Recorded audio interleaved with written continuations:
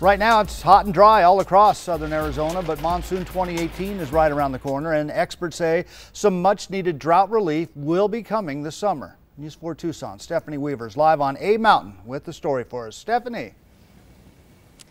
Yes, John, it is hot and dry here in southern Arizona, and unfortunately we are in the severe to extreme drought in most of southern Arizona. Luckily, the Climate Prediction Center is anticipating and suggesting that we could have above normal rainfall for the months of July through September.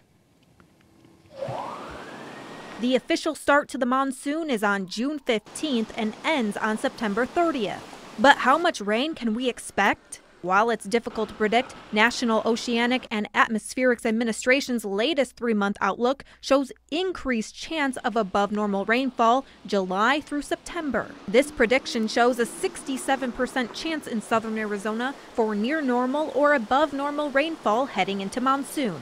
Ken Drozd is the warning coordination meteorologist at the National Weather Service Tucson. He says the main reason the CPC is leaning toward above normal precipitation is due to El Nino. If you have warmer temperatures in the equatorial Pacific, a lot of times that will kind of creep northward and warm up the ocean a little bit farther north, and then that allows any tropical weather systems that do develop to be able to advance somewhat farther north. The farther north they can advance toward Arizona, the better chance we have of getting precipitation from them. Meteorologist Jeff Beamish says also, oddly enough, the severe drought could actually help out the monsoon. There are some studies that show that the monsoon high can at times drift to where the worst of the drought is. And with the drought monitor out from a couple of days ago, it indicates that the worst of the drought across the desert Southwest is right over the Four Corners. And as you know, that is the sweet spot that we want that monsoon high. But of course, below average rainfall cannot be ruled out.